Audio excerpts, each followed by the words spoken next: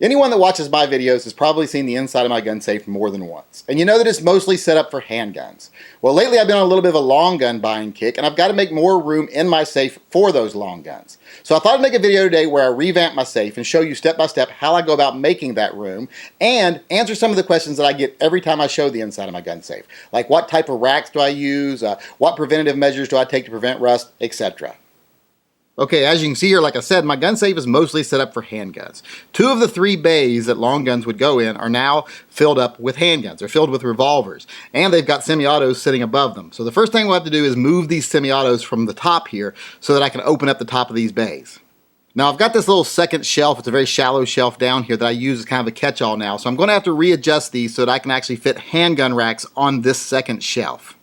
Now that was real easy to do, just had to move some clips around. Now I've got just enough room to have 2 rows of handgun racks up here on these 2 top shelves.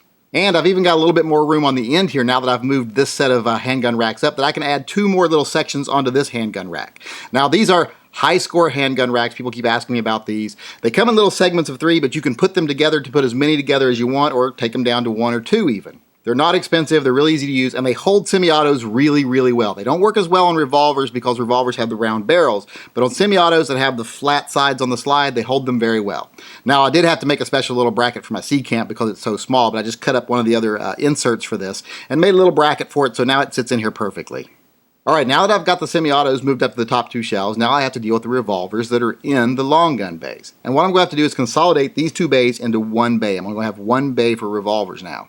Now that not only means I'm going to have to put more shelves up and down, but it means I'm going to have to be able to fit more revolvers on each shelf. Now sadly, the revolver racks I have now, which were made by Man About Racks, these are really nice racks. I'll put a link to his website in the description here. In fact, I'll put a link to most every specific item I talk about in my description of this video here. These are good racks, but they're a little bit too tall. I can't add more shelves up and down because of their height, and they're only 3 guns wide. So I went to Amazon and I ordered 4 of these lockdown wire gun racks. Now they hold 4 guns across and they're not quite as tall, so that will allow me to put more shelves up and down and to have more revolvers on each shelf.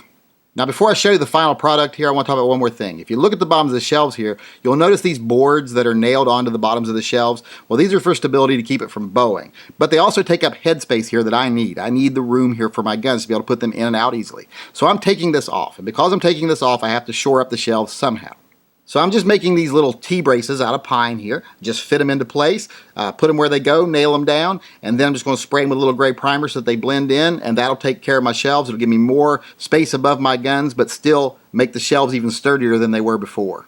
Now before I go on, I want to point out this little goldenrod at the bottom of my picture here. Now people ask me what I do in my gun safes to prevent rusting. This is what I do. I just use these goldenrods.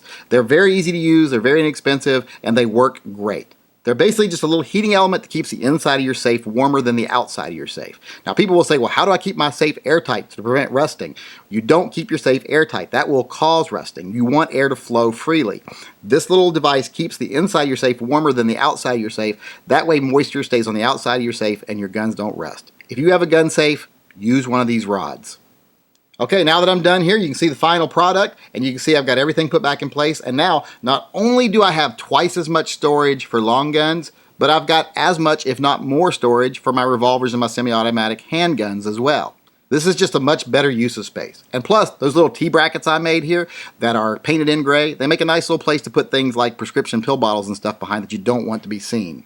So there you have it, beginning to end, a little quick video here about me remodeling the inside of my gun safe to make more room for those long guns I've been buying. I hope you enjoyed the video, and I hope I answered any questions that you might have had about how I store my long guns and my handguns in my safe.